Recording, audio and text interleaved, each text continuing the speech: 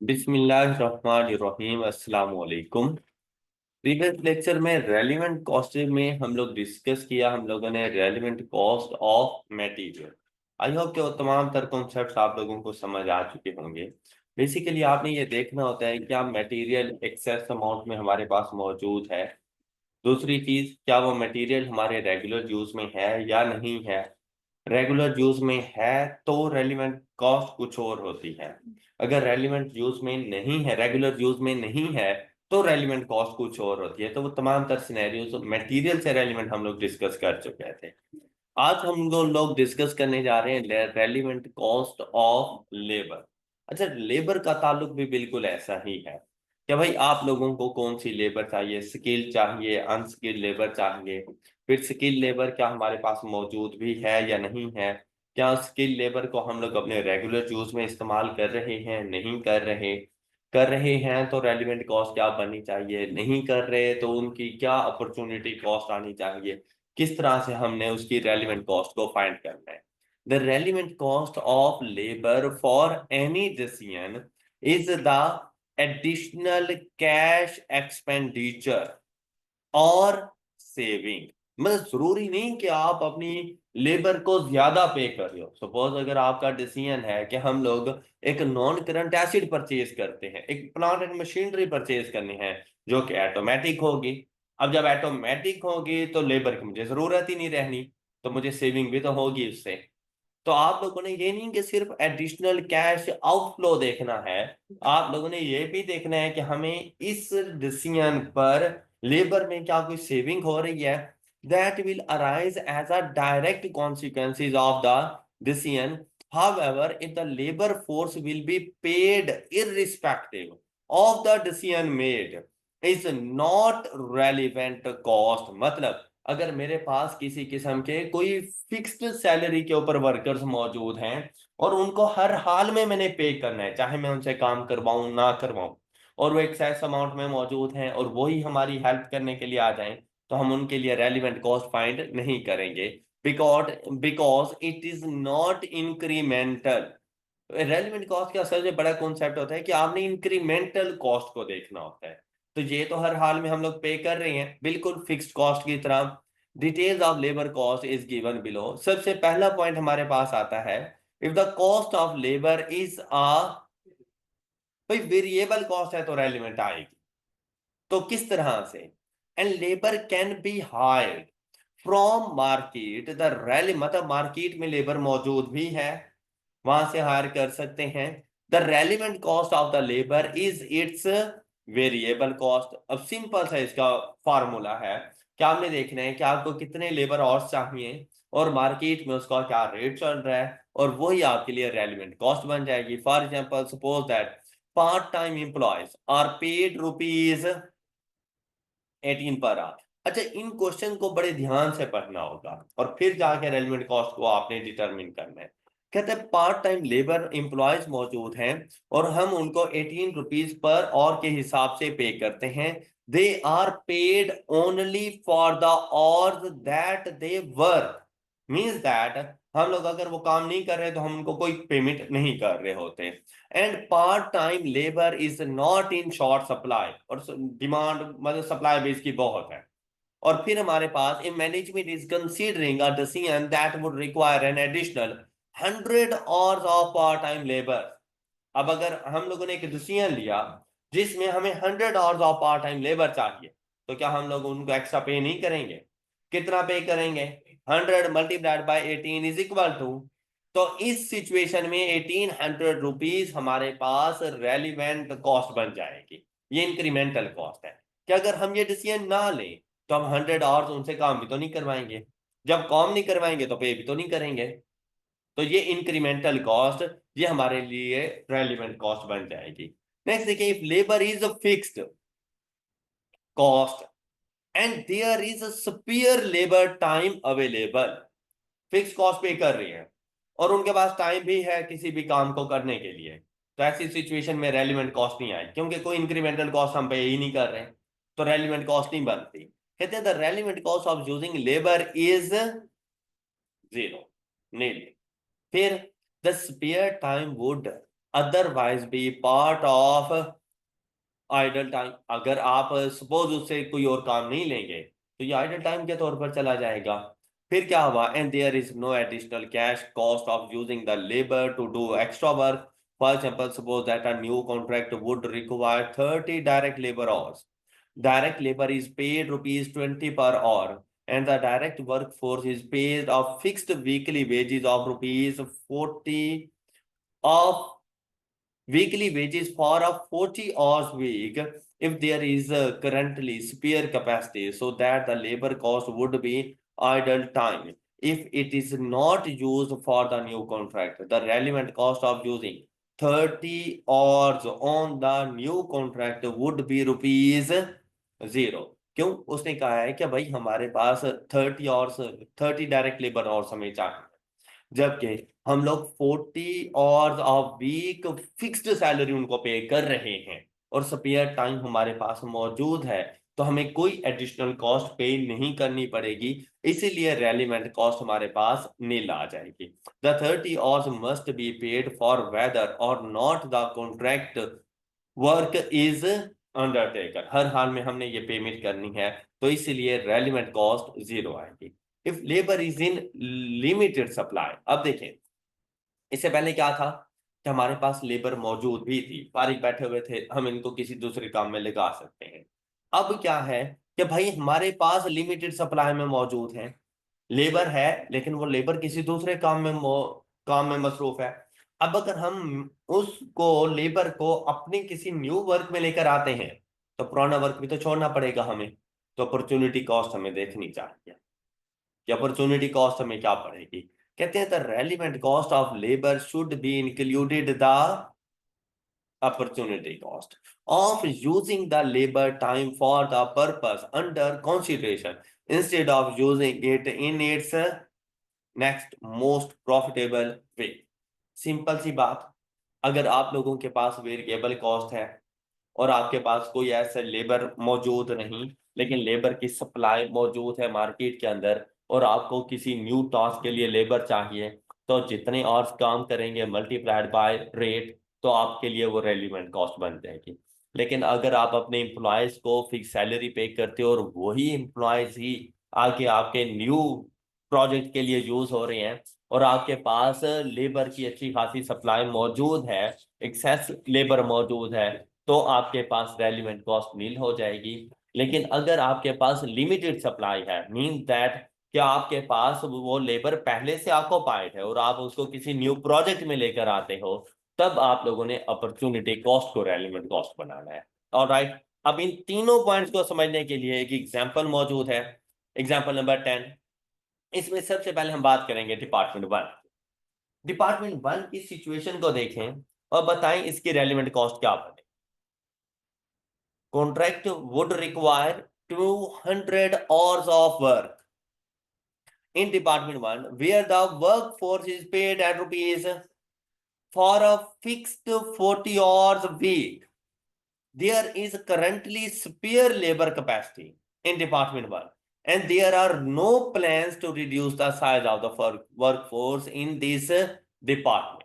हाँ जी, आपको कितना टाइम चाहिए? 200 आवर्स ऑफ वर्क आप लोगों को चाहिए और इनका रेट क्या चल रहा है? 16 per hour for a fixed 40 hours week, for a fixed 40 hours week. तो ऐसी सिचुएशन में आप लोगों के पास इसकी रेलिवेंट कॉस्ट क्या बनेगी? 0। क्यों? एक तो आपके पास स्पेयर कैपेसिटी मौजूद है, दूसरी बात आप fixed 40 hours week at the rate of 16 per our आप उनको पे कर रहे हैं। तो ऐसी सिचुएशन में डिपार्टमेंट 1 की रेलिवेंट कॉस्ट 0 आ जाएगी। Got it? Okay, next one is department 2। Contract would require 100 hours of work in department 2 where the workforce is paid rupees 24 per hour। This department is currently working at full capacity, मतलब किसी किस्म की कोई additional आपके पास spare capacity मौजूद नहीं है। The company would ask the workforce to do overtime work. अब हमने क्या कहा उनसे कि भाई जो काम कर रहे हो ना ये करते रहो, इसको नहीं छोड़ना। अब आ जाओ ओवर टाइम लगाओ न्यू प्रोजेक्ट के ऊपर। तो जब तुम ओवर टाइम लगाओगे तो हम आपको पे करेंगे एट द नॉर्मल रेट पर और प्लस। तो नॉर्मल रेट पर आर कितना है? तो न्यू प्रोजेक्ट के लिए हम उसको कितना पे करेंगे? 36, 24 plus 50% of 24 is equal to 36। तो हम उनको न्यू प्रोजेक्ट के लिए पे कर रहे होंगे 36। Got it? अच्छा फिर देखो, कहते हैं ऑल्टरनेटिवली। अब अगर वो ओवर टाइम करने से मना करते हैं तो दूसरा मेथड क्या है? दूसरा मेथड है उनसे कहो कि छोड़ दो पुराना काम, पुराना काम रहने दो और आ जाओ न्यू काम करो। तो जब न्यू काम के लिए हम उनको बुला लेंगे तब ओवर टाइम तो नहीं लग रहा ना, तब हम उनको कितना पे करेंगे? 24 ही पे। नॉर्मल रेट 24 है। नॉर्मल रेट के मुताबिक काम करेंगे तो उनको पुराना काम छोड़ना पड़ेगा। पुराना काम छोड़ेंगे तो लानी बात है मेरी कंट्रीब्यूशन भी मिस होनी है। और पुराने काम से मुझे 8 रुपीज पर और कंट्रीब्यूशन मिल रही थी। ऑलराइट, मेरी बात समझ आई है? लेबर की वर्किंग इसलिए भी थोड़ी सी डिफिकल्ट हो जाएगी कि आपके पास ऑल्टरनेटिव मेथड होंगे और उस ऑल्टरनेटिव मेथड्स में से आपने चूज करना होगा। अब अगर आप लोग यहां पर देखो तो आपके पास दो ऑप्शन थे। आपको चाहिए कितना? और आपके पास फुल कैपेसिटी है, मतलब स्पेयर लेबर भी मौजूद नहीं है। दूसरी बात, आप फिक्स भी पे नहीं कर रहे हो उनको, वेरिएबल पे कर रहे हो। तो एक ऑप्शन क्या है कि आप पुराना काम जिस तरह हो रहा है उसको एज इट इज होने दें और इस लेबर को हायर कर लें एट द रेट ऑफ 36। तो आप इनको कितनी एडिशनल पेमेंट करेंगे? फर्स्ट ऑप्शन, आप इनको 3600 पे करेंगे। दूसरा ऑप्शन कि आपने उनसे कहा कि पुराना काम छोड़ दो, तो हम उनको पे करेंगे 100 rupees eight the rate of normal rate. ये पे करूंगा, साथ में मेरे पास 8 रुपीज पर आवर का लॉस भी होगा। तो ये जो टोटल मेरा एक्सपेंस हो रहा है ना, वो 32 का हो रहा है। क्लियर? तो मुझे इसकी रेलिवेंट कॉस्ट कितनी पड़ जाएगी? 3200। अब देखिए, अगर मैं उनसे ये कहता हूं कि भाई पुराना काम करते रहो, वहां से मुझे सेविंग हो रही है सिर्फ 8 रुपए की और मेरा एक्सपेंस हो रहा है 12 रुपए का एक्स्ट्रा। ओवर टाइम में उनको 12 रुपए नहीं दे रहा, जबकि मुझे जो पर और बेनिफिट हो रहा है वो 8 रुपए का हो रहा है। तो क्या मुझे उनसे ओवर टाइम करवाना चाहिए? मैंने कहूंगा छोड़ दो यार, वो 8 रुपए छोड़ दो, इस काम के लिए आ जाओ। इस काम के लिए मैंने देखा तो मैं उनको 24 रुपए दे रहा हूँ, साथ में अपना 8 रुपए का नुकसान भी कर रहा हूँ। तो बेसिकली तो मैं 32 रुपए पर आ रहा हूँ। ओके, तो इन दोनों में से जो लोअर होगी वो मेरी रेलिवेंट कॉस्ट है। मैं अपना कौन सा नुकसान बर्दाश्त करूंगा? कम वाला। तो मैं 3200 रुपीज के ऊपर आऊंगा। मैं उनसे ओवर टाइम नहीं करवाऊंगा। मैं उनसे कहूंगा छोड़ दो, पहले वाला प्रोजेक्ट न्यू प्रोजेक्ट पे आते हैं।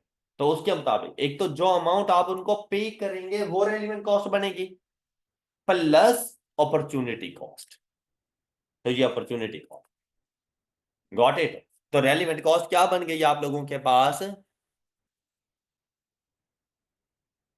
32।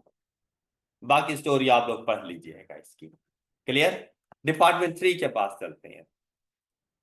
डिपार्टमेंट 3 ने कहा contract would require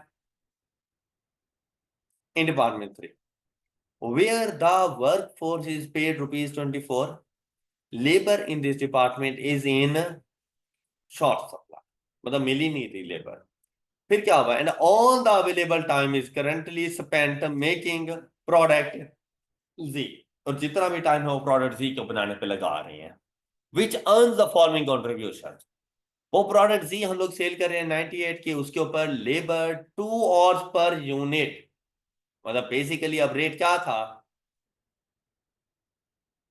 24, 24 into 2, 48। Other variable cost 30। Total variable cost, contribution कितनी है प्रोडक्ट जी पर? ये बात आपको समझ आ गई होगी, हाँ? यही बात उसके ऊपर सिर्फ सिंपल वर्ड्स में कह दी थी कि भाई कंट्रीब्यूशन पर यूनिट आपके पास 8 रुपीज की है। यहां पर उसने थोड़ी डिटेल बता दी कि भाई 20 की कंट्रीब्यूशन है किस तरह से। तो उसने कहा ये सेलिंग प्राइस है, ये लेबर है, 2 घंटे लगते हैं 1 यूनिट को बनाने के ऊपर, और ये मेरे पास अदर वेरिएबल्स हैं, तो टोटल कंट्रीब्यूशन 20 की आ गई। Got it. नेक्स्ट देखो, कहते हैं in evaluating the relevant cost for the contract of labour in the 3 department following working में बी हेल्पफुल। मुझे डिपार्टमेंट 3 की अब रेलिवेंट कॉस्ट बताओ। डिपार्टमेंट 3 की रेलिवेंट कॉस्ट बताओ। एक न्यू कॉन्ट्रैक्ट के लिए आपको 300 आवर्स चाहिए। हाँ जी। इससे पहले आपकी लेबर प्रोडक्ट जी के बनाने में है। अब अगर आप इसको स्विच करवाते हो, अब देखिए यहाँ पे ओवर टाइम वगैरह की कोई बात नहीं, तो मतलब लाजमी बात है आपने स्विच करवाना। अगर आप इसको स्विच करवाते हो तो आपकी रेलिवेंट कॉस्ट क्या बनेगी। और ये फिक्स नहीं है, ये वेरिएबल है। आपने हर हाल में 24 रुपीज पर आवर उनको पे करना है। तो आप लोगों की रेलिवेंट कॉस्ट क्या बनेगी, इसमें एक छोटा सा बस पॉइंट है, जो अगर आप लोग क्लिक कर गए ना तो क्वेश्चन सॉल्व हो गया है। क्या ये अपनी लेबर को पे करोगे? लाजमी बात है भाई करोगे। तो 300 मल्टीप्लाइड बाई 24 तो हो जाएगा। किसी को डाउट? अच्छा, अब हमने कहा नहीं अपॉर्चुनिटी कॉस्ट भी आएगी। तो क्या इस ये प्रोडक्ट जी उनको छोड़नी पड़नी है? प्रोडक्ट जी छोड़ेंगे तो ये 20 की कंट्रीब्यूशन का लॉस नहीं होगा। लेकिन पता है बात क्या है कि यहां पर 24 + 20 नहीं कर सकता, जैसे मैंने इससे पहले किया था। क्यों भला? क्योंकि आज इस प्रोडक्ट के बनाने में मुझे कितने घंटे लग रहे हैं। तो भाई ये 20 की कंट्रीब्यूशन 2 आवर्स के लिए है, तो पर और कंट्रीब्यूशन कितनी हो जाएगी? बस ये इसमें ट्विस्ट था कि 24 + 10 = 30 मल्टीप्लाइड बाय 300। जी, 10,200, ये इसका आंसर। बस ये एक हल्का सा ट्विस्ट था। इससे पहले कंट्रीब्यूशन पर आवर के हिसाब से ही थी, मतलब 1 और 1 यूनिट। आज 2 आवर्स लग रहे थे मुझे 1 यूनिट बनाने के ऊपर। तो इस वजह से जो कंट्रीब्यूशन थी आपने 24 + 20 नहीं कर देना था, 24 + 10 कर। क्लियर? नेक्स्ट एग्जाम्पल पर आए, एग्जाम्पल नंबर 11। जी कुछ उसने ना आपको सिचुएशंस बता दी। अच्छा, पहली बात यहाँ पे लिखा हुआ है फिक्स 6 मंथ, ये फिक्स नहीं है, यह है फर्स्ट 6। इसको चेंज कर लें, इसको कर लें फर्स्ट 6 मंथ, और ये भी फर्स्ट 6 मंथ। हाँ जी। अब बतानी आपने the relevant cost of labour is calculated as under. Relevant cost of the labour क्या होगी? क्वेश्चन को पढ़ें जरा।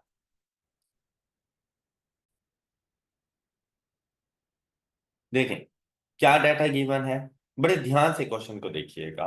देखिए कहता है अ 1 year contract has been offered to Malaika Industries which requires the following labor force। पूरे 1 साल का कॉन्ट्रैक्ट मिल गया है और उसके लिए ये लेबर फोर्स चाहिए।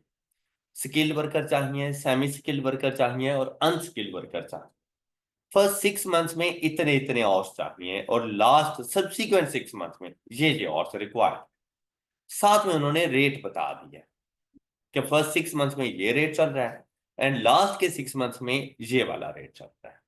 ओके, ये वैसे उन्होंने इंफॉर्मेशन दे दी कि भाई इस प्रोजेक्ट के लिए ये हमें वर्कर्स के और रिक्वायर्ड। फिर क्या कहते हैं, it is expected that there will be shortage of skilled labour in the first 6 months only. मतलब उसके बाद एक्सेस में मौजूद हैं, लेकिन फर्स्ट के 6 मंथ्स में ना हमारे पास जो लेबर है ना, स्किल्ड लेबर, वो शॉर्टेज में मौजूद। ओके, फिर देखो मतलब पहले से किसी एक्टिविटी में इन्वॉल्व है। Got it? हाँ, लास्ट के 6 मंथ्स में उनके पास स्पेयर कैपेसिटी मौजूद है, वो काम कर सकते हैं। फिर क्या कहते हैं, therefore for the purpose of the contract skill labour will have to be diverted from other work from which a contribution of rupees 7.5 per hour is earned। Net of wages cost, हमें contribution ही चाहिए थी। तो contribution वैसे भी हमारे पास variable cost को less करने के बाद होती है, तो ये जो वेजेस कॉस्ट है ये वेरिएबल ही तो है। कहता है ये लेस करने के बाद जो कंट्रीब्यूशन है वो ये। कहता है अगर हम इसको मूव करवाते हैं ना तो 7.5 आवर्स की एक कंट्रीब्यूशन हमें छोड़नी पड़ेगी। फिर क्या कहते हैं, in subsequent 6 months the sufficient skill labour will be available, मतलब फारिग बैठी हुई है labour, the skill labour is paid irrespective of workload. अब चाहे उनके पास वर्कलोड है या नहीं है, हमने उनको पे करना है। मतलब ये बिल्कुल ऐसे ही है जैसे किसी भी एजुकेशनल इंस्टीट्यूट में, इवन कि आप हमारी एग्जांपल ले लें, तो हमारे बहुत से फैकल्टी मेंबर्स फिक्स सैलरी पर हैं, कुछ हमारे पास विजिटिंग पे हैं। मतलब जब उनकी जरूरत पड़ती है तो उनको हायर कर लिया जाता है और पर और के हिसाब से उनको पे किया जाता है, जैसा कि पीपीई के टीचर्स, एमएस ऑफिस के टीचर, इनको ना विजिटिंग पे रखा जाता है।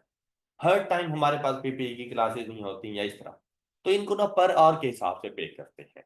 जरूरत होगी जैसे बैचेस होंगे जितने आवर्स लगाएंगे उनको उनके मुताबिक दे दिया जाता है। जब कोई बैच नहीं है तो पेमेंट भी नहीं की जाती। लेकिन मुझ जैसे जो लोग हैं, काम का वर्कलोड बहुत ज्यादा हो, मेरे पास पूरा दिन टाइम ना हो, तब भी फिक्स सैलरी है। और अगर सपोज मेरे पास सिर्फ पीआरसी के बैचेस और कैप कंप्लीट हो चुका हो और मेरे पास एक्सेस टाइम भी मौजूद हो, तब भी मुझे सेम सैलरी मिली, फिक्स सैलरी। अब यहां पर अगर आप लोग देखें ना, तो जब हम लोग इसकी रेलिवेंट कॉस्ट फाइंड करने के लिए आएंगे, तो ये वाला सारा पॉइंट तो हमें बता रहा है कि सिर्फ स्किल लेबर के हवाले से है। एम आई राइट? तो स्किल्ड लेबर के लिए उसने हमें क्या कहा, skill labour is paid irrespective of workload. तो आपके ख्याल में स्किल्ड लेबर की रेलिवेंट कॉस्ट क्या बनेगी? स्किल्ड लेबर की रेलिवेंट कॉस्ट क्या बनेगी? हाँ जी।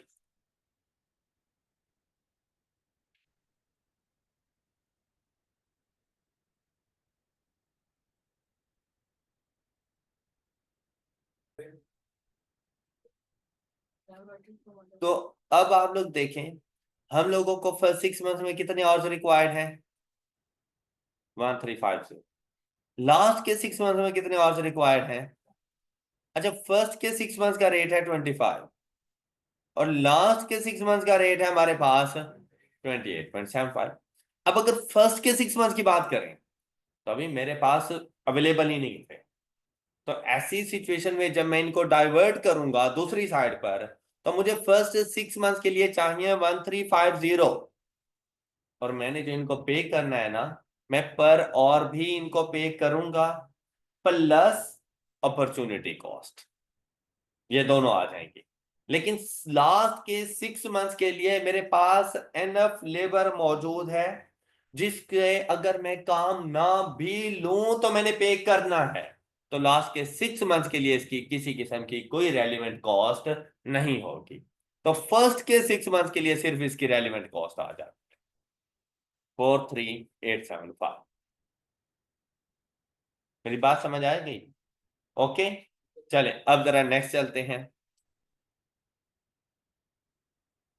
कहते हैं the firm currently has a surplus of semi-skilled labor paid at full rate but doing unskilled work। हमारे पास सेमी स्किल्ड वर्कर हैं और हम उनको फुल पे कर रहे हैं, एक्सेस अमाउंट में मौजूद है, सरप्लस रखा हुआ है, लेकिन अब इनके पास इनके करने के लिए काम नहीं है, तो हम इनसे ही अनस्किल्ड वर्कर्स वाला काम करवा रहे हैं। ओके, मतलब कहीं ना कहीं तो हमने यूटिलाइज करना ही था ना इनको। ठीक है, the labour concern could be transferred to provide sufficient labour for the contract and would be replaced by unskilled labour. अब यहां पर अगर बात करें सेमी स्किल्ड की, और इनको हर हाल में हम पे भी कर रहे हैं, पेड एट फुल रेट, हम इसको पे भी कर रहे हैं, तो और एनफ सरप्लस में हमारे पास मौजूद है, तो सेमी स्किल्ड लेबर की किसी किस्म की कोई रेलिवेंट कॉस्ट नहीं, मैं कुछ एडिशनल इनको पे नहीं करूंगा। मैं ये बल्कि अनस्किल्ड का काम करवा, मैं बस वहां से हटाऊंगा इनको और अपने न्यू प्रोजेक्ट में लगा दूंगा। कोई इशू? On clear? और अगर हम बात करें अनस्किल्ड की, तो अनस्किल्ड अगर हम लोग यूटिलाइज करेंगे तो अनस्किल्ड के लिए उसने ऐसा कोई बात नहीं की। मैं अनस्किल्ड के लिए हमारे पास वही वेरिएबल कॉस्ट चल रही है, तो हमने क्या करना है, 1225 multiplied by plus 1400 multiplied by 16, तो ये बन जाएंगे हमारे पास इसकी relevant cost. And the total relevant cost of labour is 84,650। All right, example number 12, relevant cost of labour. हाँ जी, एग्जाम्पल नंबर 12 पढ़ें। Relevant cost of labour determine करें। अच्छा सुनो, a contract is under consideration which would require 1400 hours of direct, there is spare capacity of, हाँ जी, इस 500 के बारे में तो हमें सोचना पड़ेगा, ठीक है, लेकिन उसके बावजूद मुझे तो 1400 चाहिए, तो बाकी 900, भाई वो 900 मैंने पे करना है, ओके, क्योंकि वो स्पेयर कैपेसिटी में मौजूद नहीं है। फिर देखें, due to cancellation of another order by a customer, इसी वजह से ये 500 और मेरे पास मौजूद है।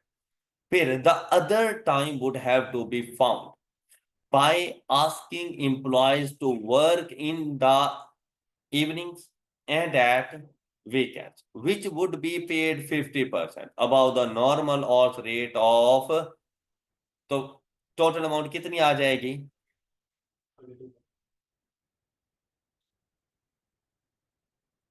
ये बात समझ आ गई?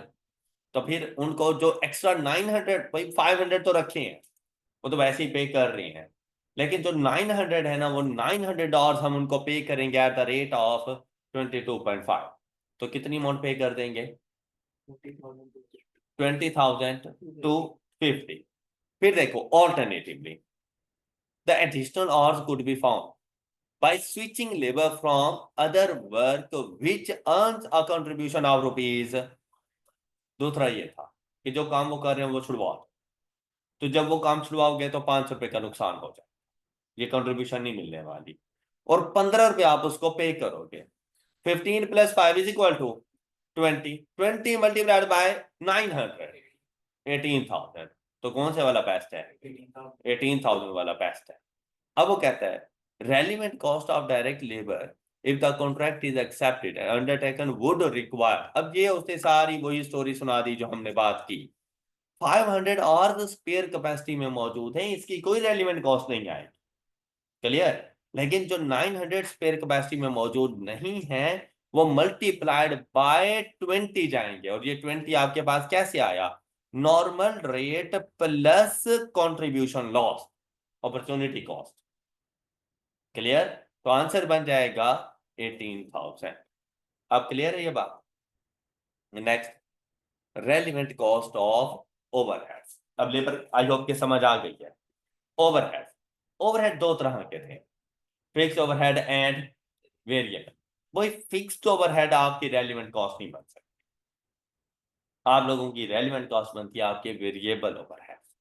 अब यहां पे देखें, relevant cost of expenditure that might be classified as overhead cost should be identified by applying the of relevant cost. Relevant cost are future cash flows, ये जब हमने इसको डिफाइन किया था, हमने पहले ही कहा था कि संक कॉस्ट कभी भी रेलिवेंट कॉस्ट नहीं हो सकती, फ्यूचर कैश फ्लोज को जाकर देखना है। That will arise as a direct consequences of making a particular decision.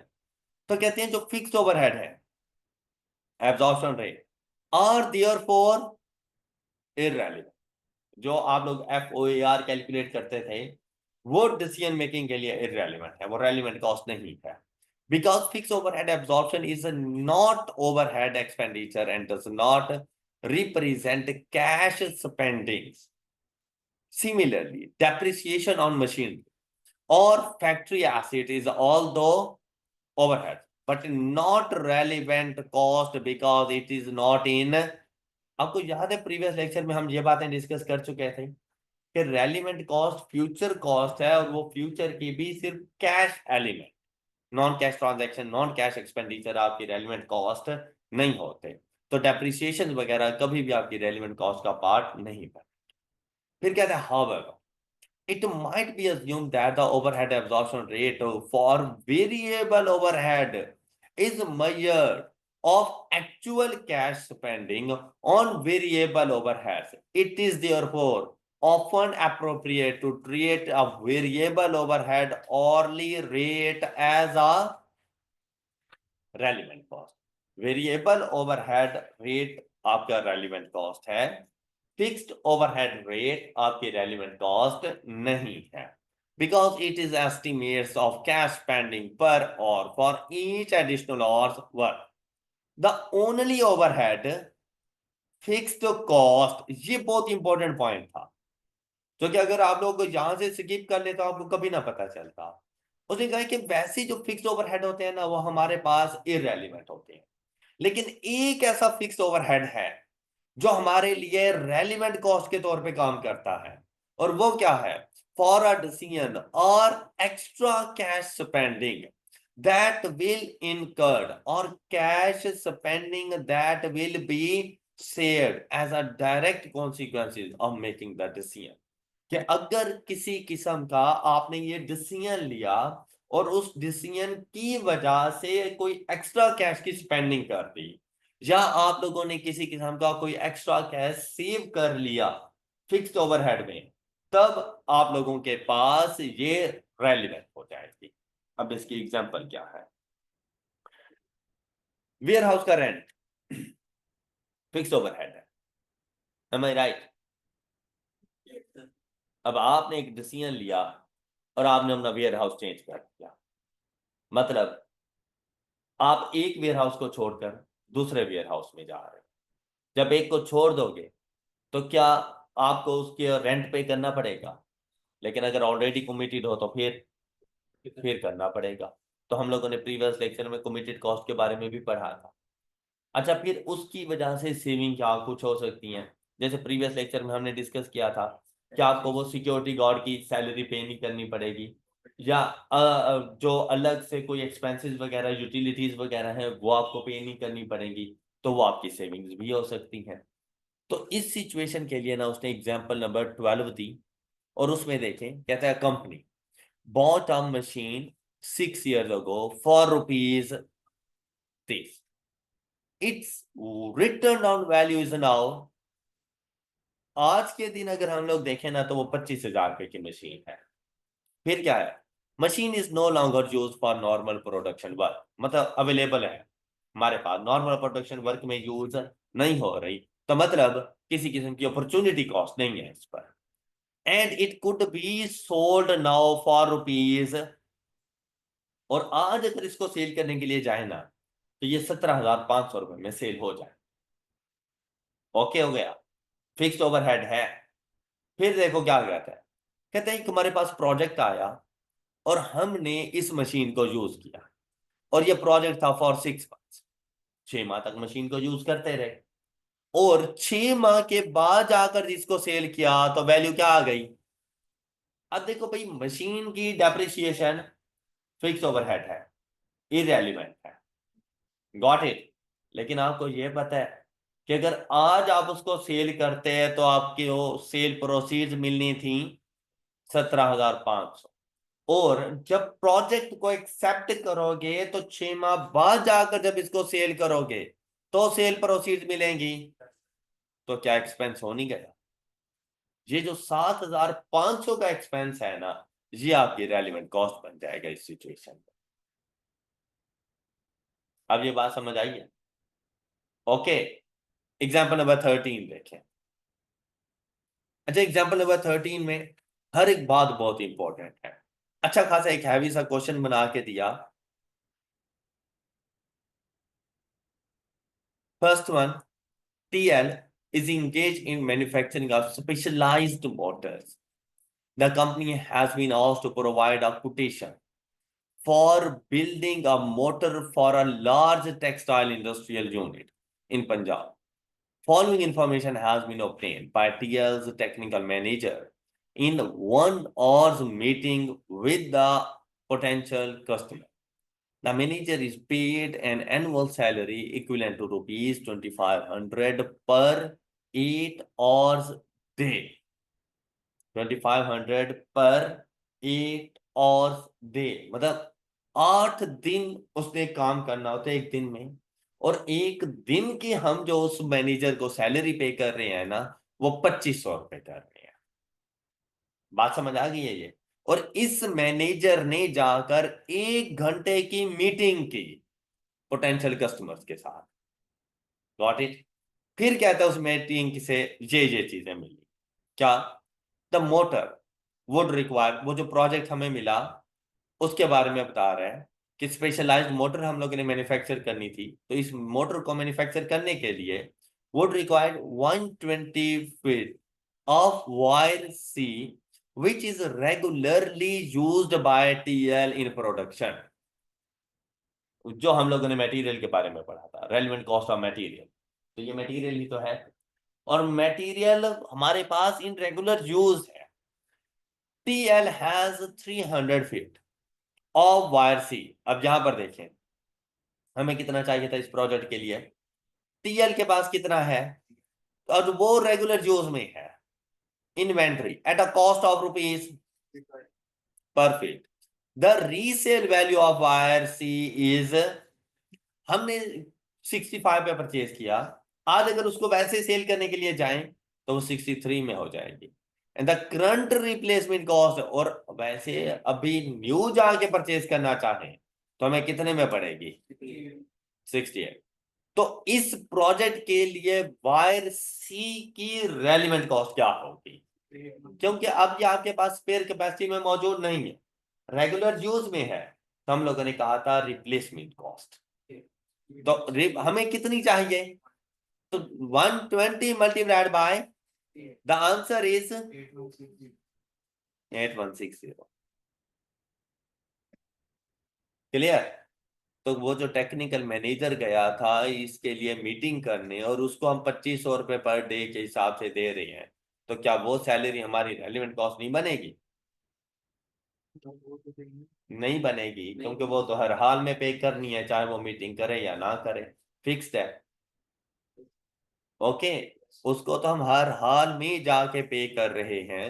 तो ये जो मैनेजर्स को 1 आवर की सैलरी वगैरह, ये रेलिवेंट कॉस्ट का पार्ट नहीं है। ऑलराइट, ये उसकी अपनी ड्यूटी थी जो उसने परफॉर्म की है, और उसके लिए उसको पैसे मिल रहे हैं। हम ये डिसीजन लें या ना लें, इस 2,500 पे फर्क नहीं पड़ता। Right, next one, point 2। हाँ जी, पॉइंट 2 के लिए मुझे रेलिवेंट कॉस्ट बताओ। पढ़ो जरा पॉइंट 2। पॉइंट 2 की रेलिवेंट कॉस्ट बताएं, और फिर एट द एंड हम तमाम प्रोजेक्ट्स की रेलिवेंट कॉस्ट कैलकुलेट कर सकते हैं वन बाय वन। जी बताएं जरा। 50 kilograms of an other material, और वो मटेरियल कौन सा है? Wire. And 30 other small components, ये दो डिफरेंट चीजें आ गई हैं।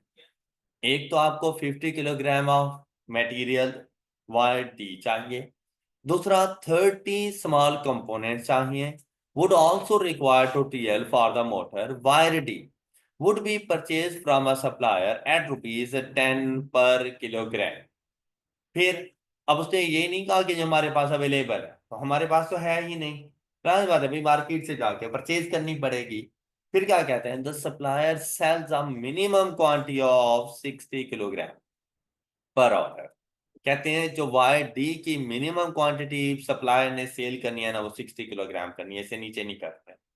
तो मेरे प्रोजेक्ट में अगर 50 किलोग्राम लगना है तो मैं 50 परचेज ही नहीं कर सकता, मुझे मिनिमम जाके 60 जाके परचेज करना है। तो वायर डी के लिए जो रेलिवेंट कॉस्ट बनेगी वो 60 multiplied by 10 is equal to 600। Okay, and the remaining quantity of RD will be no use। तो इस वजह से 60 मल्टीप्लाइड बाय 10 किया। अगर इसका कोई और यूज हो जाता ना किसी और प्रोजेक्ट में, तो फिर हम लोग 50 ही लेके चलते हैं, लेकिन यहां पर इसका कोई और यूज नहीं था। After completion of the contract the other small component will be purchase from the market at 80। और हमें कितने चाहिए थे? 30। तो 30 मल्टीप्लाइड बाय 80, 2400 स्मॉल कंपोनेंट्स आ जाएंगे, 600 एंड 2400। ये बात क्लियर? अच्छा नेक्स्ट चलें भाई, अगला पॉइंट हमारे पास आ रहा है third point, which is the manufacturing process would require 250 hours of skilled labor and 30 machine hours. 250 hours of skilled labor and 30 machine hours. Skilled labor workers are paid guarantee wage of ₹20 per hour. ये तो हर हाल में हम उनको पे करेंगे। And current spare capacity available with TL for such class of worker is, और वो स्पेयर कैपेसिटी मौजूद है, तो 250 में से 100 की कोई रेलिवेंट कॉस्ट नहीं आएगी, रिमेनिंग 150 को देखेंगे। However, additional labor hour may be obtained by either. अब 150 को किससे मल्टीप्लाई करना है? ओवर टाइम एट ₹23 पर और, वैसे कितना पे कर रहे थे? 20 प्लस ओवर टाइम भी पे करेंगे, तो ये 43 हो जाएगा।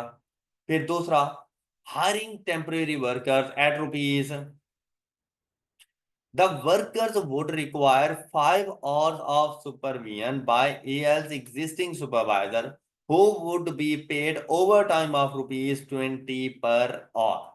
अब देखो एग्जिस्टिंग सुपरवाइजर था, तो उसको पैसे तो हम पे कर ही रहे थे, तो उसकी सैलरी नहीं आनी थी, रेलिवेंट कॉस्ट नहीं बननी थी, लेकिन ड्यू टू दिस हम उसको एक्स्ट्रा ओवर टाइम पे कर रहे हैं, तो बेसिक उसकी नहीं आएगा, लेकिन जो ओवर टाइम पे कर रहे हैं ना वो आएगा। अब देखो कि 150 के लिए पहला ऑप्शन क्या था? Multiplied by 23 plus 20 is equal to, the answer is, दूसरा ऑप्शन क्या है? 150 multiplied by 21 is equal to plus 5 multiplied by 20। वो जो सुपरवाइजर को, अगर हम इधर जाते हैं ना टेम्परेरी वर्कर्स के ऊपर, तो फिर हमें सुपरवाइजर को भी पे करना पड़ेगा। मल्टीप्लाइड बाय 20 कितना पे करेंगे? तो इधर कितनी अमाउंट बन जाएगी हमारे पास? तो लेस अमाउंट कौन सी है?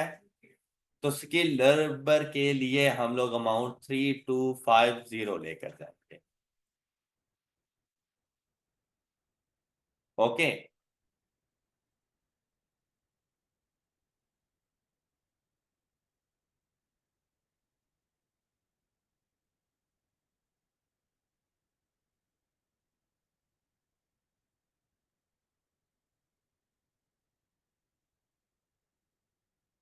इन्होंने ना 150 को डायरेक्ट बस ओवर टाइम से ही पे कर दिया 23 पर आवर। तो ये बेसिकली वो ये अज्यूम कर रहे हैं कि ये प्रीमियम नहीं है, ये वैसे 20 पे करते हैं हम लोग, लेकिन ओवर टाइम शामिल करके हम उनको जो पे कर रहे हैं ना वो 23 पे कर रहे हैं, paying over time eight 23 per hour. तो हमारे पास टोटल 23 आ जाएगा। तो अगर 23 भी मैं यहाँ पे कर लूँ ना, तो देखो मेरे पास वैल्यू क्या आ रही है, ये वाली 34, तब भी मैं जाकर 3250 को ही एक्सेप्ट करूंगा। ओके, कि मैं जाकर टेम्परेरी वर्कर्स बुलाऊंगा, उनको ₹21 पर आवर के हिसाब से पे करूंगा, साथ में 5 आवर्स ऑफ सुपरवाइजर चले जाएंगे। Any problem? Next, the machine on which the motor would be manufactured was leased by TL last year at a monthly rent of ₹5 का मंथली रेंट फिक्स कॉस्ट ना हो गई, तो क्या फिक्स कॉस्ट रेलिवेंट कॉस्ट का part बनती है? ये नहीं आएंगे। And it has a spare capacity of 110 hours per month, the variable running cost of the machine is, देखो 5000 फिक्स्ड ओवरहेड है, ये रेलिवेंट कॉस्ट का पार्ट नहीं बनेगा, लेकिन variable running cost of machine ये हमारी रेलिवेंट कॉस्ट का पार्ट बनेगा। क्या रेट है इसका, और मेरे पास मशीन और इन टोटल कितने हैं, ये इधर उसने बता दिया था ये। तो 30 multiplied by 15 is equal to, ये 450 आ जाएगा वेरिएबल ओवरहेड। साथ में देखें, fixed overhead are absorbed at the rate of 25 per direct labour hour, fixed overhead है वैसे नहीं आने, गॉट इट। और हमारे पास रेलिवेंट कॉस्ट बन जाएगी 14860, ये रेलिवेंट कॉस्ट बन। Any problem? बिल्कुल ऐसा ही एक क्वेश्चन हमारे पास एग्जांपल नंबर 14। हाँ जी, जल्दी से जरा पढ़ें एग्जांपल नंबर 14 को।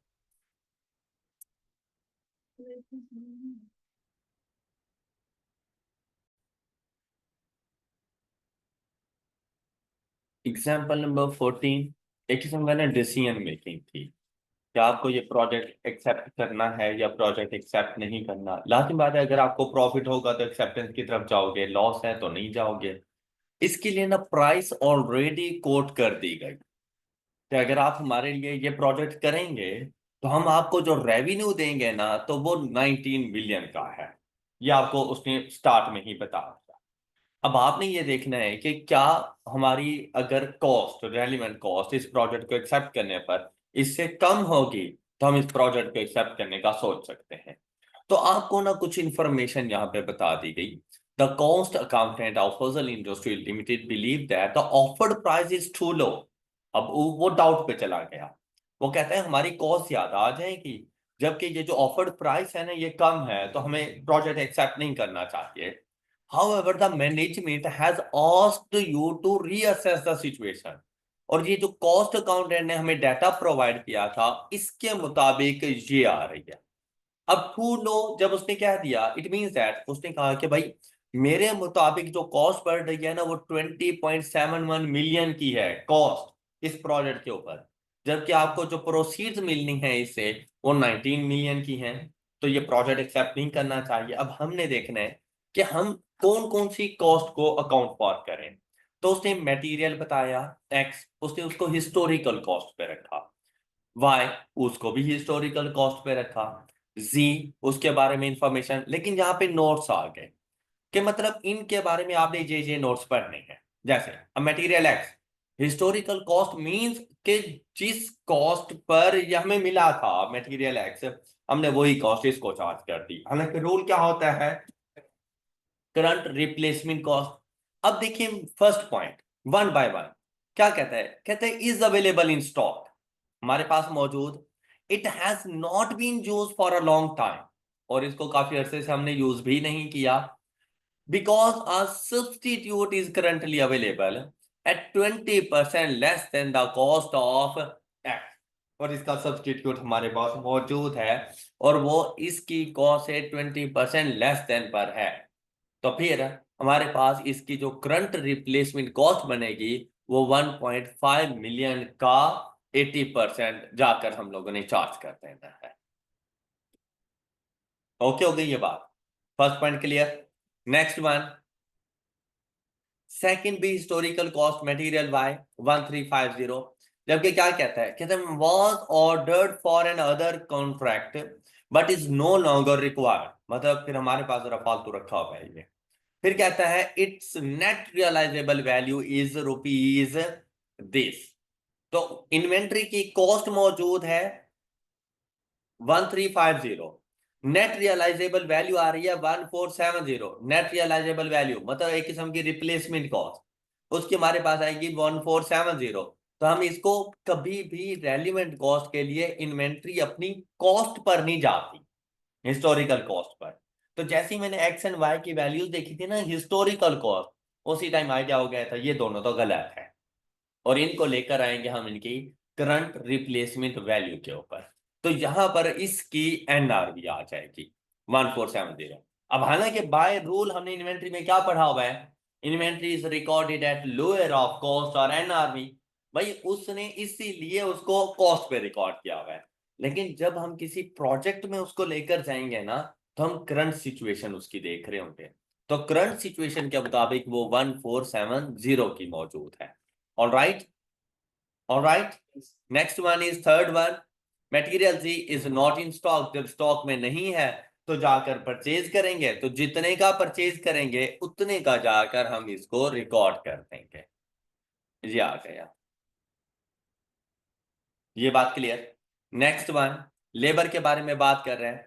अब देखिए स्किल्ड, अनस्किल्ड एंड सुपरवाइजर्स वगैरह सारे हमारे पास शामिल होंगे। उसमें सबसे पहले स्किल्ड और सुपरवाइजर्स की उसने बात कर दी, उसने अनस्किल्ड की तो कोई बात ही नहीं की। अब देखो यहां पर क्या कहता है, कहते हैं फोर्थ पॉइंट, कहते हैं skilled labour can work on and other contracts which are presently operated by semi skilled labour who have been hired on temporary basis at a cost of rupees 325,000 per month। और ये contract कितने अरसे का है? 1 year का ये contract हमारे पास मौजूद है, मेंशन था क्वेश्चन में। हाँ जी, ये 1 ईयर कॉन्ट्रैक्ट है। कहते हैं हमारी जो स्किल्ड लेबर है ना, वो हमारे पास आजकल सेमी स्किल्ड लेबर का काम कर रही है, और सेमी स्किल्ड लेबर को हम लोग हायर कर सकते हैं on a temporary basis at a cost of rupees 325,000 per month. The company will need to give them a notice of 30 days before terminating their services. तो वो तो एक अलग बात है ना, हमने 1 साल का उनके साथ कॉन्ट्रैक्ट करना है। अब यहां पर देखो कि भाई हमारे और unskilled labour will have to be hired for, और इस कॉन्ट्रैक्ट के लिए अनस्किल्ड लेबर को भी हमने हायर करना है। और अनस्किल्ड लेबर के लिए उसने हमें क्या कहा? Semi skilled. ये अनस्किल्ड है और ये सेमी स्किल्ड है। फिर आ गए सुपरवाइजर्स की बात। अब यहां पर बात करें तो स्किल्ड लेबर तो एज इट इज हमारे पास यूज हो जाएगी 4050, इसकी एज सच कोई बात नहीं थी, तो इसको एज इट इज हम लोग लेके जाएंगे। अनस्किल्ड लेबर्स की अब बात करते हैं। तो अनस्किल्ड लेबर्स के लिए टोटल वैल्यू हमारे पास कितनी आ जाएगी? इसने सुपरवाइजर्स यहां पर मिस्टेक कर दी कि जो सुपरवाइजर्स की सैलरी हमारे पास आ रही है ना, वो कहते हैं two new supervisors will be hired for this contract at rupees 15 per month. अब 15,000 per month multiplied by 2 multiplied by 12, ये हमारे पास बनेगी सुपरवाइजर्स की सैलरी। कितनी बनेगी ये सुपरवाइजर्स की सैलरी? 360,000, ये हमारे पास सुपरवाइजर्स की सैलरी आ जाएगी। ओके, तो ये अनस्किल्ड हमारे पास वर्किंग कैसे आ रही है? ये यहां से कोई मिस्टेक कर रहे हैं कि सुपरवाइजर्स को ना अनस्किल्ड कर दो, तो ये स्किल्ड अनस्किल्ड दोनों एक जैसे आ जाएंगी, कोई इसमें प्रॉब्लम नहीं था। सुपरवाइजर एक बिल्कुल एडिशनल सा पॉइंट था, वो जाके हम लोग रिकॉर्ड करेंगे। देखिए यहाँ पर नंबरिंग में भी फर्क आ रहा है, फोर्थ स्किल्ड है, फिफ्थ अनस्किल्ड है, और सिक्स्थ नंबर पे सुपरवाइजर्स हैं। अब यहां पर देखें तो उसने ना सिक्स्थ नंबर ही नहीं बताया, डायरेक्ट सेवंथ पे चला गया है। तो इस सुपरवाइजर को यहां से काट के ना इसको अनस्किल्ड कर दो।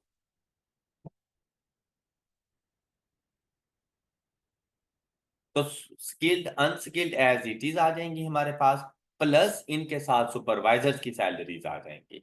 अब ओवरहेड्स की बात करने लगा, तो ओवरहेड्स में 8.5 मिलियन के उसके ओवरहेड्स बता दिए। वो किस तरह से हमारे पास आ रहे हैं? कहते हैं these include fixed overheads absorbed eight the rate of 100% of skilled labour.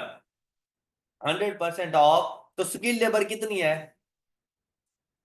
4050, इतने के ही हमारे पास फिक्स्ड ओवरहेड आ गए। फिर fixed production overhead of rupees this which would only be incurred if the contract is accepted. अब वैसे हम लोगों ने फिक्स्ड ओवरहेड नहीं लेने थे, वैसे हम लोगों ने फिक्स्ड ओवरहेड, लेकिन ये वाला फिक्स्ड ओवरहेड आएगा क्योंकि ये उसी टाइम होना है जब इस प्रोजेक्ट को हम एक्सेप्ट करेंगे। ऑलराइट, फिर क्या कहते हैं? Have been included for determining the above fixed overhead absorption rate, और ऊपर वालों में ये चीज शामिल है। तो फिर अब हम लोगों ने क्या जाके करना है? सबसे पहले अपने पास ये फिक्स्ड ओवरहेड लेकर आ जाए, फिर फिक्स्ड ओवरहेड में से ये टोटल थे हमारे पास ओवरहेड, उसमें से फिक्स ओवरहेड हमने माइनस कर दिए, तो बाकी अमाउंट हमारे पास वेरिएबल ओवरहेड्स के तौर पर आ जाएगी। और कॉस्ट कितनी बन गई, रेलिवेंट कॉस्ट इस प्रोजेक्ट की क्या बन गई, जबकि इसकी सेल प्रोसीड रेवेन्यू कितना अर्न होना है 9, तो प्रॉफिट होगा हमें कितनी अमाउंट का प्रॉफिट होना है, इतनी अमाउंट का, और जाकर हम इस प्रोजेक्ट को एक्सेप्ट करें। ऑलराइट, ये एक किस्म की डिसीजन मेकिंग हो गई आपकी कि किसी भी प्रोजेक्ट को एक्सेप्ट करना है या रिजेक्ट करना है। इस टॉपिक से रेलिवेंट ये हमारा लास्ट क्वेश्चन है, लेकिन ये लास्ट क्वेश्चन बेसिकली आप लोगों ने पहले किया हुआ है cost volume profit analysis, CVP analysis के अंदर, कि जब आपने टाइप ए बी एंड सी के लीफलेट्स की बात की थी, तो ये बेसिकली हम लोगों ने क्वेश्चन सॉल्व किया हुआ था। आपको याद होगा कि उसने आपको टाइप ए बी के 50,000 लीफलेट्स की क्वांटिटी बता दी थी, तो आपने कहा था कि अगर मुझे ये टारगेट प्रॉफिट चाहिए तो टाइप सी के कितने लीफलेट्स जाके मैं सेल करूं या प्रोडक्शन करूं इनकी। ऑलराइट, अच्छा यहाँ पर डाटा तकरीबन सेम सेम है, लेकिन थोड़ी सी रिक्वायरमेंट को चेंज कर रहा है रेलिवेंट कॉस्टिंग से रेलिवेंट। क्या कहते हैं यहाँ पर, कहते हैं सेलिंग प्राइस पर 1000 लीफलेट्स, फिर एस्टिमेटेड प्रिंटिंग कॉस्ट आ गई हमारे पास, वेरिएबल कॉस्ट पर 1000 लीफलेट्स ये है, फिक्स्ड कॉस्ट ये है, additional fixed cost per month ये है हमारे पास। फिर नेक्स्ट देखो, कहते हैं the printing business receives an enquiry from a customer about printing 30,000 of a different types of leaflets. अब ये 30,000 इन टोटल क्वांटिटी आ गई। फिर क्या कहते हैं, the customer is willing to pay ₹25,000। अब ये हमें प्रोजेक्ट की प्राइस का पता चल गया, वो 30,000 लीफलेट्स उसको चाहिए, और इन 30,000 लीफलेट्स के लिए वो 25,000 रुपए देने के लिए तैयार है। Clear, the variable labour and overhead cost of producing these leaflets would be 80 पर 1000 leaflets. Variable labor and overhead cost of producing these leaflets would be 80 per 1000. अब देखिए next, leaflets would be printed on a special type of paper. The cost ₹500 per 1000 leaflets. However, there are already sufficient quantities of the paper in inventory for 20,000 of the leaflets. अब हमारा order कितने का है, 30 में से 20,000 तो मौजूद है, बाकी 10,000 रहते हैं। अब देखो, these special papers are purchased 3 months ago for a customer who then cancel this order. तो हमारे पास ये स्पेशल क्वांटिटी और सफिशिएंट क्वांटिटी में मौजूद है। The material has a disposal value of rupees, अब हमारे तो किसी काम के नहीं है, डिस्पोज करते हैं तो 1500 रुपए में ये जाएंगे, but it could also be used to produce 20,000 units of leaflets of C. The cost of normal paper for leaflet C is rupees 300 per 1000 leaflets. अब अपॉर्चुनिटी कॉस्ट देखनी है कि ये 20,000 या तो 1500 में जाएंगे या फिर 20,000 मल्टीप्लाइड बाय 300 डिवाइडेड बाय 1000, तो ये वैल्यू आपके पास आ जाएगी 6,000। 6,000 विच एवर इज ग्रेटर, 6,000, तो इनकी कॉस्ट रेलिवेंट कॉस्ट 6,000 जाएगी। आपको याद है जब हम लोग ने रेलिवेंट कॉस्ट ऑफ मटेरियल को डिस्कस किया था, तो हमने कहा था इज इन रेगुलर यूज, तो आंसर मिला था नो। तो हम लोगों ने कहा था अगर ऐसा हो तो अपॉर्चुनिटी कॉस्ट, और फिर हमने कहा था हायर ऑफ डिस्पोजल प्रोसीड्स और बेनिफिट्स ऑब्टेन, तो डिस्पोजल प्रोसीड 1,500, बेनिफिट जो इससे मिलना है वो 6,000 का, तो दोनों में से हायर 6,000 वो उसकी अपॉर्चुनिटी कॉस्ट और वो उसकी रेलिवेंट कॉस्ट पड़ेगी। ओके, तो 20,000 के लिए जो रेलिवेंट कॉस्ट है वो 6,000, और जो रिमेनिंग 10,000 होंगे वो हम लोग जाके परचेज कर लेंगे। नेक्स्ट, अब ये कैलकुलेशन आ गई। सबसे पहले बात आती है मटेरियल, 10,000 मटेरियल, ये 10,000 लीफलेट्स तो जाकर हम लोगों ने परचेज करने हैं, और ये हमें मिलेंगे एट द रेट ऑफ ये 500 पर 1000, तो 500 डिवाइडेड बाय 1000, तो ये वैल्यू क्या पड़ेगी हमें? 10,000 जाकर हम लोगों ने परचेज करने हैं और 20,000 करंटली हेल्ड इन इन्वेंट्री, और उसकी वैल्यू, और ये आ जाएगी कुछ हिस्सा, बल्कि ये नीचे लिखा हुआ है, ओके, हायर ऑफ 1500 एंड 6000, तो हमने 6000 को चूज कर लिया, राइट। फिर देखिए हमारे पास variable cost of labour and overhead 80 पर 1000, तो अब ये टोटल वैल्यू कितनी बन जाएगी? 30,000 इंटू 80 पर 1000। अब ये क्वेश्चन में बता दी गई थी वेरिएबल लेबर एंड ओवरहेड, तो ये वैल्यू आपके पास बनेगी 2400। तो आपके पास टोटल रेलिवेंट कॉस्ट आ गई ये वाली, जबकि कॉन्ट्रैक्ट प्राइस है 25,000, तो आपको प्रॉफिट हो जाएगा 11,600 का, और आप इस प्रोजेक्ट को एक्सेप्ट करें। All done? Any problem? इसी के साथ हमारा ये जो रेलिवेंट कॉस्टिंग का चैप्टर है कॉन्सेप्ट वाइज कंप्लीट हो चुका है।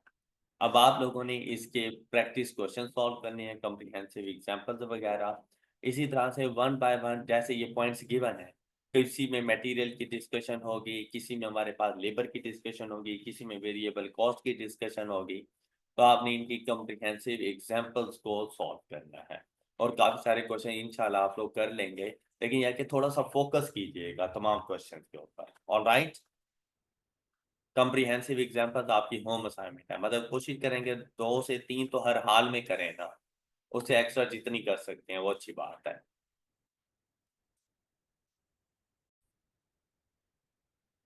अब हम लोग जाकर देखते हैं अपने सीवीपी एनालिसिस की कुछ comprehensive examples.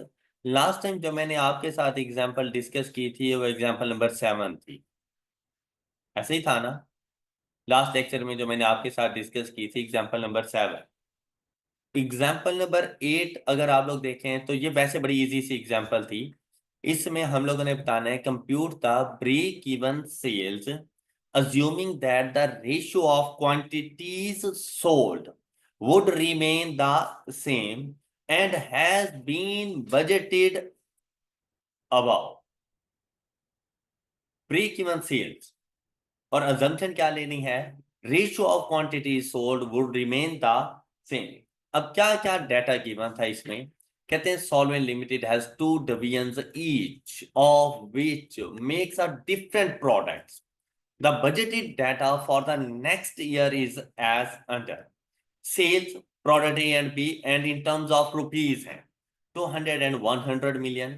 Direct material, direct labor, factory overheads and price per unit, ये हमें बता दी।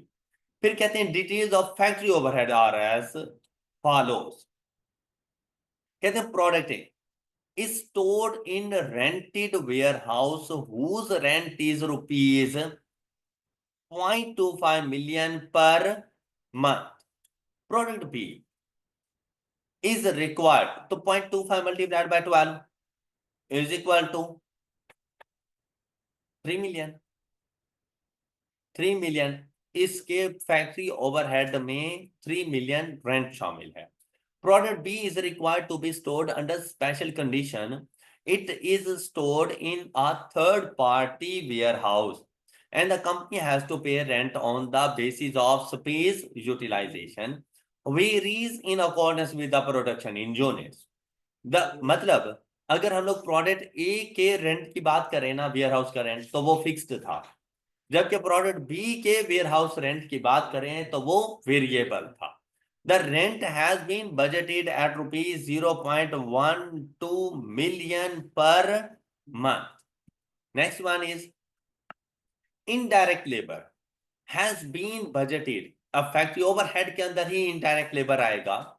has been budgeted at 20% of direct labor and 70% of indirect labor is। अच्छा अब फिर देखो, indirect labor has been budgeted at 20% of direct labour का 20% indirect labour है। अब डायरेक्ट लेबर 60% आ गई, 60 मिलियन का 20% इनडायरेक्ट लेबर जो के फैक्ट्री ओवरहेड का पार्ट है। अब उस इनडायरेक्ट लेबर का 70% फिक्स्ड है और 30% वेरिएबल है, दोनों प्रोडक्ट्स के लिए। Depreciation for assets pertaining to product A and B 6 million and 2 million respectively.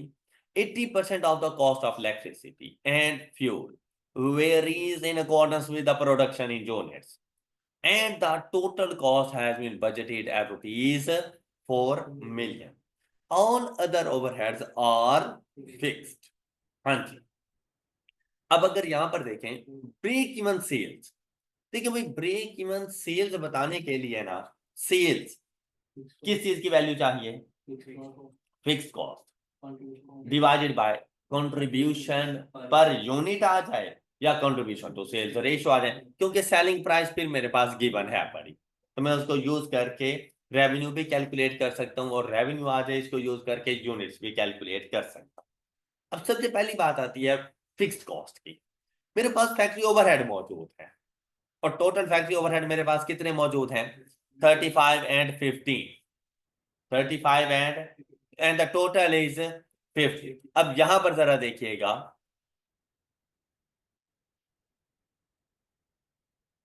Fixed overhead बजटी sales ratio, और ये देखिए टोटल ओवरहेड्स एज गिवन, ये चीज आ गई। अब वन बाय वन लेके चलना है इसको। सबसे पहला पॉइंट उसने कहा था फिक्स्ड ओवरहेड में सबसे पहली चीज शामिल है वेरिएबल ओवरहेड, हमने इसमें से निकाल देने हैं। कौन कौन से, कहता है सबसे पहले rent based on space utilisation, मतलब प्रोडक्ट ए के लिए नहीं आएगा। देखो हमने प्रोडक्ट ए प्रोडक्ट बी अलग अलग किया, साथ में टोटल अलग कर दिया। प्रोडक्ट ए के लिए जो रेंट था ना वो फिक्स्ड था, तो फिक्स एज इट इज रहने दो। हमने इस टोटल में से वेरिएबल को निकालना है, बाकी सारा फिक्स हो जाए। ओके हो गई बात। अच्छा रेंट के लिए देखें तो उसने कहा बजटेड 0.12 मिलियन पर मंथ, तो मल्टीप्लाइड बाय 12, तो ये एक वेरिएबल वैल्यू आपके पास आ। फिर उसने दूसरी बात क्या की थी, इनडायरेक्ट लेबर, कहते हैं डायरेक्ट लेबर का 20% इनडायरेक्ट लेबर है, तो डायरेक्ट लेबर का 20% लेंगे। देखिए प्रोडक्ट ए के लिए ये डायरेक्ट लेबर थी, प्रोडक्ट बी के लिए ये डायरेक्ट लेबर, इस डायरेक्ट लेबर का 20% ले लिया, ये है इनडायरेक्ट लेबर। लेकिन इनडायरेक्ट लेबर में से भी उसने कहा था 70% फिक्स्ड है, तो वेरिएबल कितना है, तो मैंने इनका भी 30% ले लिया ताकि दोनों की वेरिएबल इनडायरेक्ट लेबर का पता चल सके। ओके हो गई बात। फिर अगला पॉइंट क्या आया था, इलेक्ट्रिसिटी एंड फ्यूल, कहते टोटल जो इलेक्ट्रिसिटी एंड फ्यूल, अब उसने अगर बात सुना ना उसकी, तो उसने कहा था भाई electricity and fuel in total है 80% of cost of electricity and fuel, कहते हैं वेरी करेगा, लेकिन टोटल कितना है, तो 4 मिलियन का 80% 3.2 मिलियन, 3.2 मिलियन वेरिएबल है।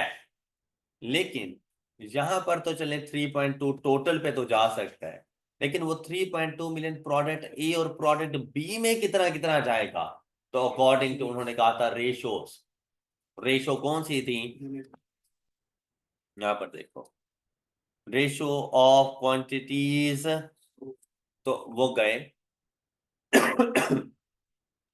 और यहां पर उन्होंने देखे ये टोटल आपके पास आ गए, फ्यूल एंड इलेक्ट्रिसिटी 4 मिलियन का 80% वेरिएबल।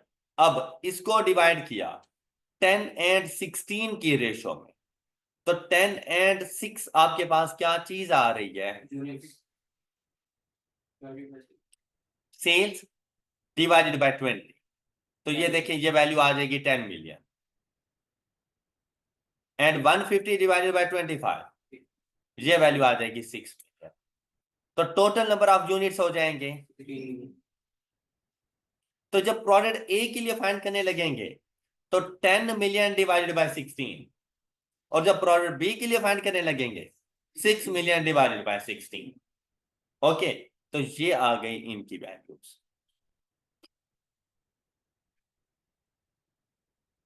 क्लियर? ये टोटल वेरिएबल कॉस्ट है। फैक्ट्री ओवरहेड में जो वेरिएबल ओवरहेड्स है ना, वो ये वाली अमाउंट्स है। तो जो रिमेनिंग बच जाएंगे वो मेरे पास, और टोटल फिक्स्ड ओवरहेड्स कितने आ गए? Got it? बात क्लियर यहां तक? फिक्स्ड ओवरहेड का पता चल गया। अब हमने क्या करना है, नेक्स्ट पोर्शन।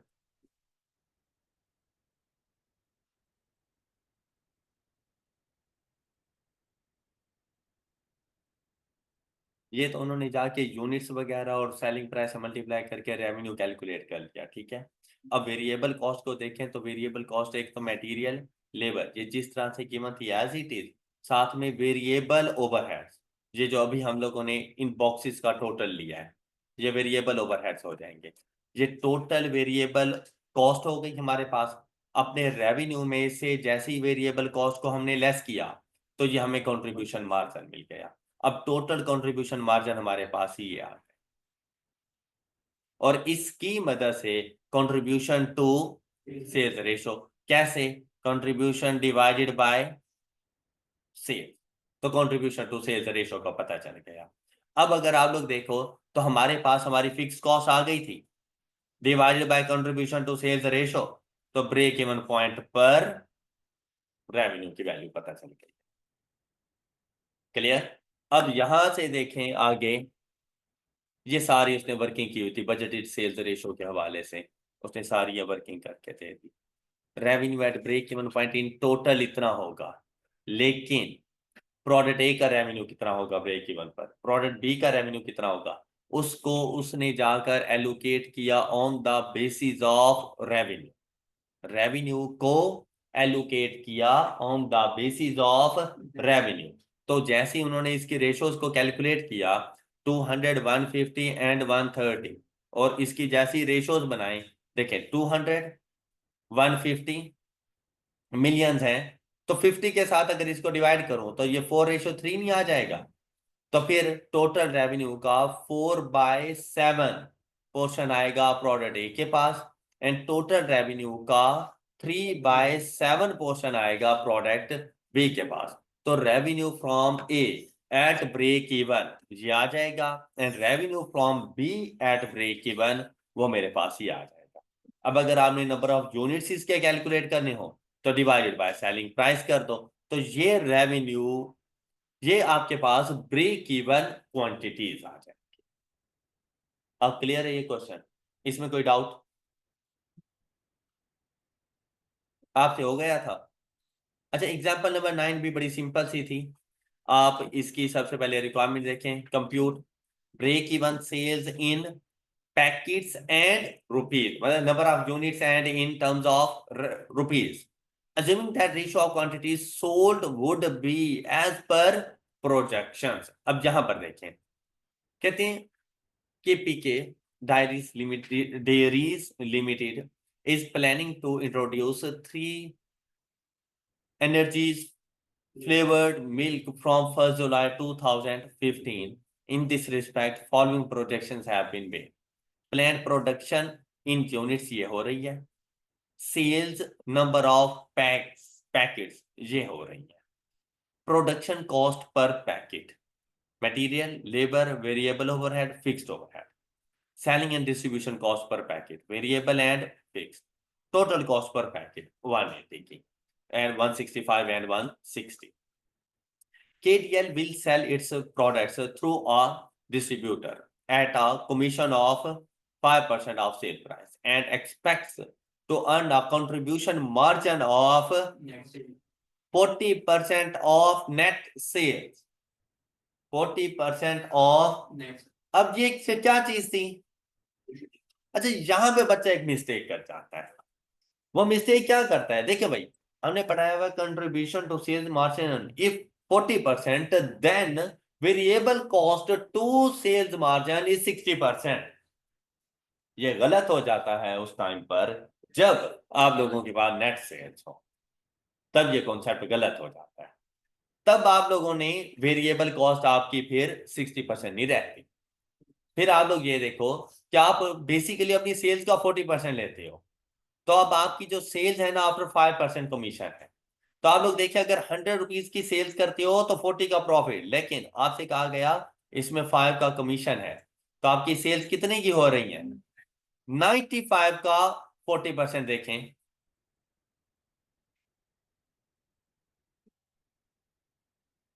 एग्जैक्ट 38%। और इसका 60%,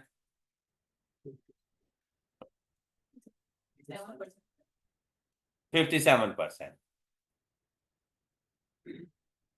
तो आपकी जो वेरिएबल कॉस्ट की परसेंटेज है ना, वो 40 में से हमने माइनस करके 60% नहीं है। वेरिएबल कॉस्ट की जो परसेंटेज आएगी वो 57% है। Got it? ये एक पॉइंट था जो यहाँ पे कंफ्यूज करता है। फिर कहते हैं सेल्स माइनस डिस्ट्रीब्यूशन कमीशन वगैरह। अब देखिएगा, ब्रेक इवन सेल्स हम लोगों ने फाइंड करनी है। किन चीजों की जरूरत है? Fix cost, contribution to sales ratio की जरूरत है। ऐसे ही है ना? तो आप लोग अगर यहां पर देखें तो फिक्स्ड कॉस्ट, ये फिक्स्ड कॉस्ट है, साथ में ये फिक्स्ड कॉस्ट, इसी तरह से 22 and 5, 20 and 5। ए के लिए हमारी फिक्स कॉस्ट आ जाएगी 30, 27 and 25। अलग अलग ही ली है, नहीं ऐड भी की जा सकती है, वो बाद में रेशो आ जाएगी ना। उसने रेशो का नहीं कहा, रेशो। अभी तो मैं फिक्स कॉस्ट देख रहा हूँ ना कि हमारी फिक्स कॉस्ट कितनी आएगी। और यहां पर देखो रेशो जो बताइए क्वांटिटी सोल्ड, उसने खुद लिख दिया है। प्रोडक्शन की तो आनी ही नहीं है ना, क्वांटिटी सोल्ड की रेशो के मुताबिक लेके चलेंगे। अच्छा, अब देखिए यहां पर सबसे पहले हमारे पास यहां पे आ गई फिक्स कॉस्ट। हाँ, तो फिक्स कॉस्ट के लिए अगर देखें तो ये चीजें थी पर यूनिट के हिसाब से, ये जितना भी डाटा गिवन था कॉस्ट पर पैकेट। तो अब फिक्स्ड कॉस्ट 25 into 5, ये 25 फिक्स्ड ओवरहेड प्लस 5 ये वाले फिक्स ओवरहेड है। सेलिंग एंड डिस्ट्रीब्यूशन कॉस्ट है, ये आपके पास प्रोडक्शन। तो आपकी टोटल फिक्स्ड कॉस्ट क्या बनेगी? यहां पर आपकी टोटल फिक्स्ड कॉस्ट क्या बननी है? हाँ जी, फैक्ट्री ओवरहेड वाले जरा चैप्टर को देखो जी। आपकी जो बात सुनिएगा, बात सुनिएगा, production fixed cost on the basis of number of units produced and selling and distribution fixed cost on the basis of number of units sold होता है। तो आप यहां पर 30 मल्टीप्लाइड बाय 4 to 5 या मल्टीप्लाइड बाय 540 नहीं कर सकते। इसलिए मैंने आपसे कहा है कि फिक्स्ड ओवरहेड वाले चैप्टर को जाकर देखें। तो यहां पर अगर मैंने फिक्स्ड ओवरहेड फाइंड करने हैं तो 25 multiplied by 540 plus 425 multiplied by 5, तो प्रोडक्ट ए की फिक्स्ड कॉस्ट आ जाएगी। Same case with second and third product. यही इसमें छोटा सा एक ट्विस्ट था कि आपने जो फिक्स्ड कॉस्ट फाइंड करनी थी number of units produced and number of units sold, दोनों के लिए अलग अलग से थी और पर यूनिट के हिसाब से थी, और आपको टोटल में चाहिए। तो अब आपने टोटल फिक्स्ड कॉस्ट जाके डिटरमिन कर ली, ये आपके पास टोटल, और टोटल फिक्स्ड कॉस्ट आपकी ये बन गई है। अब ये पॉइंट क्लियर हो गया होगा सब। एक पॉइंट आपको यही चाहिए था जो आपको मिल गया। दूसरा पॉइंट आपको क्या चाहिए? Contribution to sales ratio. अच्छा भाई, अब देखते हैं जरा कंट्रीब्यूशन टू सेल्स रेशो। यहां पर देखें मटेरियल की बात आ गई, क्वेश्चन में उसने आपको बता दिया सेलिंग प्राइस कहीं पे भी नहीं है, नंबर ऑफ यूनिट सोल्ड है, रेवेन्यू भी नहीं है। तो अब बात वो वेरिएबल कॉस्ट उसने सारी बता दी। अब अगर गौर करें तो 100 +15 +23 +12 कंट्रीब्यूशन मार्जिन है, तो तमाम वेरिएबल कॉस्ट लेस होती हैं, उनमें सेलिंग एंड डिस्ट्रीब्यूशन कॉस्ट भी लेस होगी। तो अगर आप लोग यहां पर देखो तो आपको वेरिएबल कॉस्ट ऑफ प्रोडक्ट ए कितनी मिल रही है? 150। इसी तरह प्रोडक्ट बी के लिए ये देखें, ये आ जाएगी, वेरिएबल कॉस्ट कहां गई? 150, 138 एंड, अच्छा ये देखो, ये इसकी वर्किंग्स है कि उसने इन चारों को ऐड किया तो 150 आ गया, राइट। फिर उसने इन तमाम को ऐड किया, ये इस तरह की ये जरा वर्किंग हो गई है। अब वेरिएबल कॉस्ट की मदद से हम लोग सेलिंग प्राइस फाइंड कर सकते हैं। कैसे? कंट्रीब्यूशन मार्जिन 40% था, लेकिन नेट सेल्स का, तो अगर नेट सेल्स का आप 60% वेरिएबल कॉस्ट देखो 100 रुपीज के ऊपर, तो वो 57 बनती है। तो 57% बेसिकली 150 57% के इक्वल है। तो इसको करो divided by 150 divided by 57%,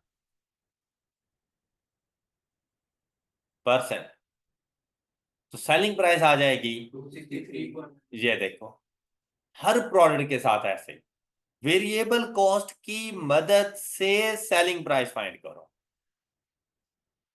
138 multiplied by 57%, ये सॉरी मल्टीप्लाइड नहीं, डिवाइडेड बाय, ये इसकी सेलिंग प्राइस और ये थर्ड की सेलिंग प्राइस। लेकिन ये सेलिंग प्राइस 100% अमाउंट है, इसके ऊपर 5% आपने कमीशन देना है। तो अब इस सेलिंग प्राइस का 5% कमीशन दे दो, वो भी तो आपकी वेरिएबल कॉस्ट ही बनेगी ना। तो ये 5% आपने कमीशन माइनस कर दिया।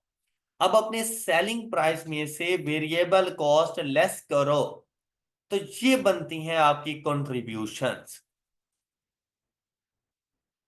ऑलराइट, और कंट्रीब्यूशन मार्जिन आपके पास बन जाएगा इन टर्म्स ऑफ परसेंटेज जब आप 100 डिवाइडेड बाय दिस कर दो, तो कंट्रीब्यूशन मार्जिन आ सकता है आपके पास।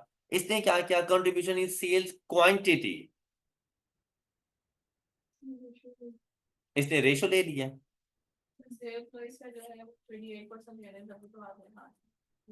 हाँ बिल्कुल, सी इंटू एफ उसने किया, तो वो उसके पास ये वैल्यूज आ गई 95.6 के साथ। कंट्रीब्यूशन मार्जिन पर यूनिट हमारे पास ये आ गया। उसके बाद सेल्स क्वांटिटी का ही रेशोज, क्योंकि अब हम लोगों ने ना वो जो मल्टी प्रोडक्ट्स की बात की थी, मल्टी प्रोडक्ट्स के मुताबिक जाएंगे तो वेटेड एवरेज कंट्रीब्यूशन चाहिए हमें, क्योंकि हर प्रोडक्ट का अपना अपना कंट्रीब्यूशन है ना। तो जब वेटेड एवरेज कंट्रीब्यूशन चाहिए होगा, तो हम लोगों ने नंबर ऑफ यूनिट सोल्ड देखने हैं। तो नंबर ऑफ यूनिट सोल्ड हर किसी के इतने इतने थे, ये उनके रेशोज आ गई।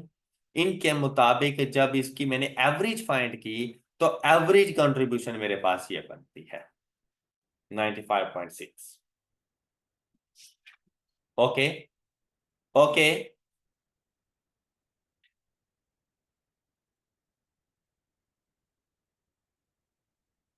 जी। तो अब अपनी फिक्स्ड कॉस्ट को जैसे ही आप डिवाइडेड बाय दिस वैल्यू करोगे, फिक्स्ड कॉस्ट 27,500,000 डिवाइडेड बाय 95.6 करोगे, तो आपके पास in total number of packets ये आ जाएंगे 287,660। इसको आपने डिस्ट्रीब्यूट कर देना है on the basis of ratios, और वो रेशोज आपके पास कितनी आ रही थी? 0.5, 0.3, 0.2। तो आप इसका मतलब 50%, 30% एंड 20%, फिर इनको सेलिंग प्राइस के साथ मल्टीप्लाई करवा दो, ये जो सेल प्राइस हमारे पास आई थी, तो आपके पास ये रेवेन्यू। क्लियर? यहाँ पर मल्टी प्रोडक्ट्स थी जिनका ब्रेक इवन पॉइंट फाइंड करना था, तो उसके लिए आपने इंडिविजुअल प्रोडक्ट्स का कंट्रीब्यूशन फाइंड कर लिया, फिर उसके ऊपर आपने weighted average contribution per unit find करना था। तो weighted average contribution per unit 95.6 आया। फिक्स कॉस्ट को जब इससे डिवाइड किया तो नंबर ऑफ यूनिट्स आ गए।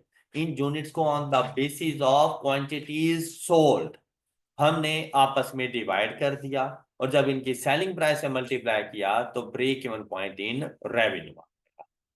आई होप कि अब ये क्वेश्चन क्लियर आप बच्चों को। नेक्स्ट लेक्चर में मैं आप लोगों के साथ फर्दर क्वेश्चन डिस्कस कर लूंगा और आप अपनी तरफ से जरूर इनको कंप्लीट कर लीजिए। आई होप कि इस तरह से आपको थोड़ा बहुत फायदा हो जाता होगा, नए नए पॉइंट्स वगैरह समझ आ जाते होंगे। नेक्स्ट लेक्चर में डिस्कशन करेंगे। अपना ख्याल रखिए। अल्लाह हाफिज।